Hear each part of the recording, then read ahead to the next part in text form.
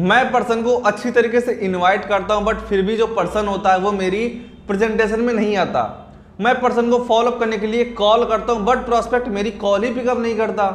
मैं अपना प्लान 10 लोग को शो करता हूं, बट फिर भी वहां पर जो लो ऑफ एवरेज आती है ना, 0 की आती है। तो अगर सेम प्रॉब्लम आप भी फेस कर रहे हो तो आज का ये वीडियो आपके लिए बहुत ही इंपॉर्टेंट होने वाला है। मुझको पता है कि आप जब भी अपने किसी प्रोस्पेक्ट को अपना प्लान शो करते हो, आप उसको बताते हो कि हमारे इस प्लेटफॉर्म के अंदर आपको एक अच्छी हेल्थ मिलती है, आपको यहाँ पर वेल्थ मिलती है, आपको यहाँ पर सिक्योरिटी मिलती है, आपको एक अच्छा लाइफ स्टाइल मिलता है। ये सारे फीचर्स हमारे इस प्लेटफॉर्म में प्रेजेंट है, बट फिर भी जो आपका प्रोस्पेक्ट होता है आपकी इन बातों को सीरियसली नहीं लेता।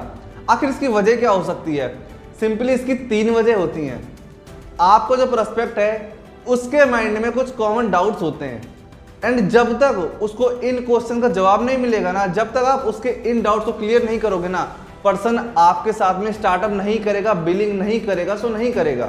सिंपल सी बात है, जब तक वो सेटिस्फाइड ही नहीं होगा, अपने हर डाउट्स को आपके साथ क्लियर नहीं कर पाएगा, तो कहां से स्टार्टअप करेगा? तो पर्सन का माइंडसेट बनाने के लिए आपको उसके माइंड में चल रहे डाउट्स को क्लियर करना होगा। आखिर उसके डाउट्स हो क्या सकते हैं? पहला डाउट, मैं इस कंपनी को ज्वाइन तो कर लूं, लेकिन अगर इसके बाद में कहीं मेरे साथ में फ्रॉड हो गया तो? सेकेंड पॉइंट, नेटवर्क मार्केटिंग के अंदर कामयाब होने के लिए एक बहुत ही बड़ी टीम बनानी पड़ती है, बट अगर कहीं मेरे से लोग ही नहीं जुड़े तो? And third and last doubt जो उसके माइंड के अंदर होता है कि नेटवर्क मार्केटिंग का नाम तो मार्केट में बहुत ही ज्यादा खराब है, तो इस बिजनेस के अंदर लोग आएंगे कैसे? सो अगर आप उसके माइंड में चल रहे इन 3 क्वेश्चन का जवाब दे देते हो, उसके 3 डाउट्स को क्लियर कर देते हो ना, तो पर्सन आपके साथ में स्टार्टअप फॉर श्योर करने वाला है। सो आज का वीडियो विदाउट स्किप पे पूरा एंड तक देखना। वीडियो थोड़ा लंबी हो सकती है, बट आपको सीखने के लिए बहुत कुछ मिलेगा।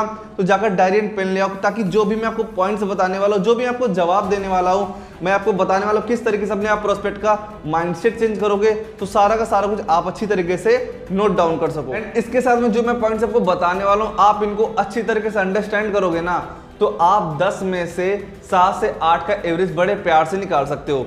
सो ज्यादा टाइम वकील ना करते हुए वीडियो को स्टार्ट करते हैं। सबसे पहले आपको ये समझना होगा, किसी भी इंसान की एज में 18 से 30 साल की उम्र एक ऐसी उम्र होती है जिसमें कोई भी पर्सन होता है ना, उसको अपना करियर डिसाइड करना होता है कि उसको किस फील्ड में जाना है। उसको जॉब करनी है, उसको बिजनेस करना है। 18 से 30 की उम्र बहुत ही इंपॉर्टेंट उम्र होती है। इसी एज के अंदर आपको सोचना पड़ता है कि आपको पैसे कैसे कमाने हैं, क्योंकि जिस सोसाइटी में आप रहते हो ना, वहां पर आपकी रिस्पेक्ट तभी होगी जब आप पैसे कमाओगे। जितनी आप पैसे कमाओगे उतनी आपकी रिस्पेक्ट होगी। एंड 18 की एज के बाद में आपके पास सिर्फ 2 ही रास्ते होते हैं पैसे कमाने के। पहला यहाँ पर आता है बिजनेस, एंड सेकंड यहाँ पर आता है जॉब। एंड बिजनेस के बारे में आपको एक बात बताऊं कि किसी भी तरीके का बिजनेस स्टार्ट करने के लिए ना, जो मिनिमम से मिनिमम इन्वेस्टमेंट होती है 5 लाख से नीचे तो होती नहीं है। एंड अकॉर्डिंग टू बिजनेस सर्वे, ये मैं नहीं कह रहा हूँ, इस पर रिसर्च की गई है कि लास्ट 10 ईयर्स के अंदर 90% बिजनेस फेल हो गए हैं, क्योंकि उनके पास में नॉलेज नहीं थी। उन्होंने वक्त के साथ खुद को बदला नहीं, मार्केट में जिस चीज की डिमांड थी उन्होंने खुद में वो परिवर्तन नहीं लाया। इस वजह से इंडिया में आज 90% स्टार्टअप बंद हो चुके हैं। ये मैं नहीं बोला, मैं फिर से कह रहा हूँ, इसके ऊपर रिसर्च हुई है। अब रही बात अगर बिजनेस की, तो बिजनेस में 5 लाख भी पर्सन इन्वेस्ट करता है, 10 लाख भी करता है, 1 करोड़ भी करता है। 1 करोड़ करने के साथ साथ ही वो 24 घंटे, हफ्ते के 7 दिन वो 24 घंटे उसको एक्टिव रहना पड़ता है अपना बिजनेस संभालने के लिए, बट फिर भी उसके बिजनेस डूब गए। इसकी एक पूरी प्रैक्टिकल रिसर्च हुई है, तब जाकर ये आंकड़े सामने आए। एंड अब मैं बात बताऊं कि 18 की एज के बाद में या तो आप अपनी फैमिली से इतने स्ट्रांग होने चाहिए कि आप अपना खुद का बिजनेस एक खड़ा कर सको, बट उसमें भी आपको ये चीज़ देखनी है कि लास्ट 10 ईयर्स के अंदर इंडिया में हो क्या रहा है, स्टार्टअप फेल हो क्यों रहे हैं। एंड अगर आपके पास में इतना सारा अमाउंट नहीं है लगाने के लिए, तो वहां पर आपके लिए सेकेंड ऑप्शन आता है जॉब।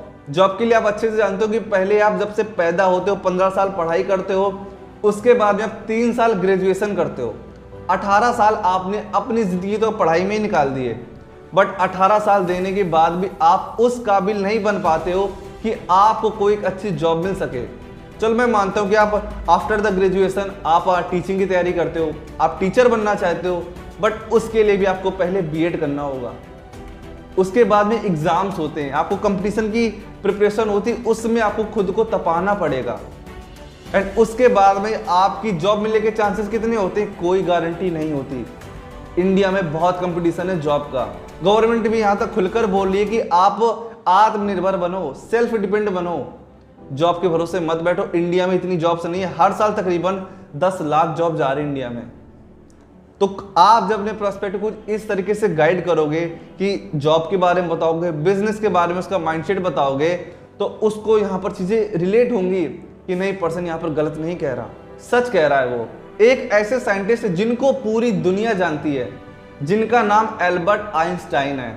उनका एक बहुत ही फेमस कोट है कि अगर दुनिया में 7 अजूबे हैं तो 8वां अजूबा मैं नेटवर्क मार्केटिंग को बोलूंगा। ये एक ऐसा कॉन्सेप्ट है जहां पर एक साधारण सी फैमिली का लड़का अपनी लाइफ को बहुत ही बेहतर तरीके से जी सकता है। बात आती है कि डायरेक्ट सेलिंग के अंदर पैसा कैसे आता है। इसको ठीक तरीके से समझने के लिए आपको बहुत ध्यान से समझना पड़ेगा। दुनिया के किसी भी प्रोडक्ट की मैन्युफैक्चरिंग एक बहुत ही बड़ी कंपनी के अंदर होती है। आप जिस फोन में मेरा ये वीडियो देख रहे हो ना, उस फोन की भी मैन्युफैक्चरिंग एक बहुत ही बड़ी कंपनी के अंदर हुई होगी। आप जिस भी कंपनी का फोन यूज करते होगे, ये बात आप भी जानते हो। मैन्युफैक्चरिंग के बाद में एक नेशनल डिस्ट्रीब्यूटर होता है जिसके पास वो प्रोडक्ट्स पहुंचते हैं, एंड उन प्रोडक्ट्स को पहुंचने के बाद में उसकी दबा कर मार्केट में एडवर्टाइजमेंट की जाती है। कंपनी होती है अपना बहुत सारा पैसा एडवर्टाइजमेंट पर लगाती है, बहुत सारा पैसा लगाती है। एग्जाम्पल अगर मैं बात करूं नवरत्न तेल का, तेल तो बिक रहा है ना, बट फिर भी अमिताभ बच्चन जी उसका एड करते हैं क्योंकि कंपनी प्रमोशन कराने में पीछे नहीं रहती।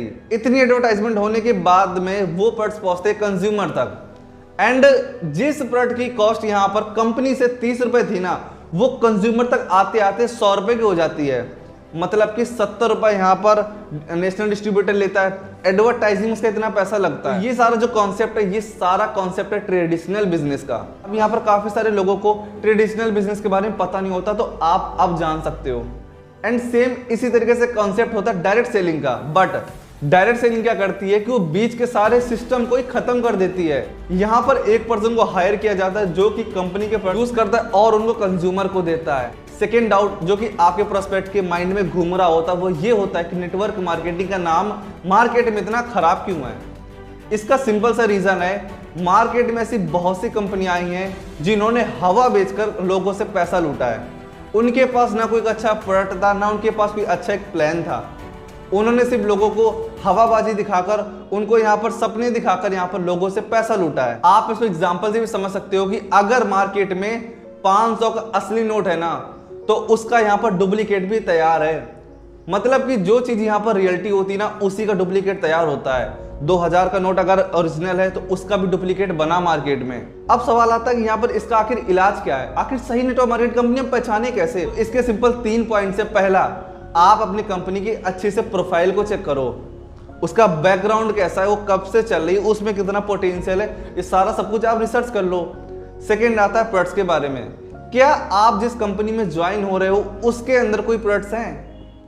क्योंकि कई सारी कंपनियां आती हैं जो कि सीधा बोलती है कि 2 पे 2 जोड़ो पैसा ले जाओ। ऐसा कुछ भी नहीं होता। वो कंपनी बिल्कुल फ्रॉड भगने वाली है। जिस कंपनी के अंदर उसका खुद का कोई प्रोडक्ट नहीं है, वो कंपनी ज्यादा समय तक मार्केट में रह ही नहीं सकती। एंड थर्ड यहाँ पर पॉइंट आता है, वो है मार्केटिंग प्लान। आपकी कंपनी को देखना है वो क्या मार्केटिंग प्लान है। क्या ऐसा तो नहीं आपके मार्केटिंग प्लान में ऊपर के लोग ही पैसा कमा रहे हैं, नीचे के लोगों को पैसा आ ही नहीं रहा। ये सारा कुछ आपको चेक करने होते हैं। एंड अब तो गवर्नमेंट ने भी डायरेक्ट सेलिंग के ऊपर गाइडलाइन जारी कर दी है, जहां पर उन्होंने साफ साफ बताया कि हाँ, डायरेक्ट सेलिंग जैसा कोई सिस्टम होता है। सन 2016 के पहले बहुत सी कंपनियां आई थी जिन्होंने मार्केट में बहुत नाम खराब किया। तब जाकर भारत सरकार ने 2016 में डायरेक्ट सेलिंग के ऊपर अपनी गाइडलाइंस जारी की थी। एंड वहां पर उन्होंने स्लोगन जारी किया था, जागो ग्राहक जागो। मतलब कि ऐसी कंपनी के झांसे में आप मत फंसो जहां पर आपको हवाबाजी बेची जा रही है। And third and last doubt जो आपके प्रोस्पेक्ट के माइंड में होता ही होता है कि यहां पर सिर्फ 90% लोग ही पैसा कमाते हैं। क्या ये सच है? अगर मैं बोलूं तो नहीं, ये सच नहीं है। एग्जाम्पल अगर मैं बात करूं, आप स्टेशन के बाहर में टिकट लेने के लिए खड़े होते हो, आप लाइन में खड़े होते हो, बट आप देखते हो धीरे धीरे से वो लाइन खत्म होती है और आपका नंबर आता है। साफ बात है, अगर आपके अंदर पेशेंस है, आपके अंदर कंसिस्टेंसी, तो आपका नंबर भी जरूर आएगा। एंड अब बात आती है कि यहाँ पर पर्सन पैसे क्यों नहीं कमा पाते। इसका पहला रीजन होता है, लोगों को पता ही नहीं होता उन्होंने इस इंडस्ट्री को ज्वाइन क्यों किया है। उनको उनकी वाई क्लियर नहीं होती। वो सिर्फ यहाँ पर कार अचीवमेंट को देखकर आए होते हैं, वो यहाँ पर लोगों को लाइफ स्टाइल देखकर आए होते हैं, पैसा देखकर आए होते हैं। उनका खुद का कोई रीजन ही नहीं होता।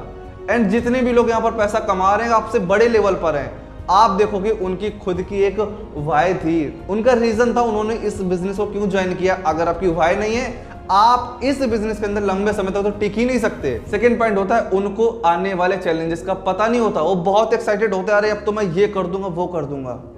उन्हें आने वाले चैलेंज के बारे में पता ही नहीं होता। नेटवर्क मार्केटिंग के अंदर आपको रिजेक्शन मिलती है, ये बिल्कुल होना है, बट लोगों को क्या होता है जब 2 चैलेंज आए, वो मार्केट में एक्साइटमेंट गए, प्लान दिखाने गए किसी को, अगर उनको 2% ने भी मना कर दिया, यार तू भी कर रहा है इस बिजनेस को, यार ये तो बड़ी बदनाम है, और उन्होंने निगेटिव कर दिया, पर्सन को चैलेंज आए, पर्सन वहीं पर हार मान लेता है, क्योंकि उसको वो खुद को तैयारी नहीं कर पाता आने वाले चैलेंजेस के लिए। इस वजह से लोग यहाँ पर पैसा नहीं कमा पाते। तीसरा पॉइंट यहाँ पर आता है, दे डोंट हैव टूल्स।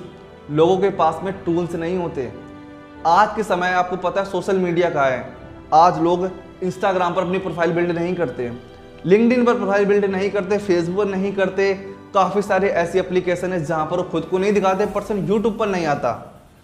अगर आप खुद को नहीं दिखा सकते ना, तो आप यहाँ पर ग्रोथ लेने के चांस तो बहुत ही रेयर हैं। आप खुद को बेचते हो, यहाँ पर पर्सन आप पे ट्रस्ट करता है, तो आपको खुद को भी एक ब्रांड बनाना होगा, खुद की पर्सनल ब्रांडिंग करनी होगी। एक और पॉइंट यहाँ पर होता है, वो होता है ट्रेनिंग सपोर्ट का। पर्सन रेगुलर ट्रेनिंग्स भी तो नहीं लेता। लोगों को लगता है इसमें अब क्या है, मैंने इन्विटेशन सीख लिया, फॉलोअप सीख लिया, रिलेशन बिल्डिंग सीख लिया, क्लोजिंग कर लेता हूँ मैं, सारा सब कुछ क्या करना है ट्रेनिंग लगाकर। या ट्रेनिंग सपोर्ट सिस्टम होता क्यों है? इसी वजह से होता है पर्सन निगेटिव ना हो पाए।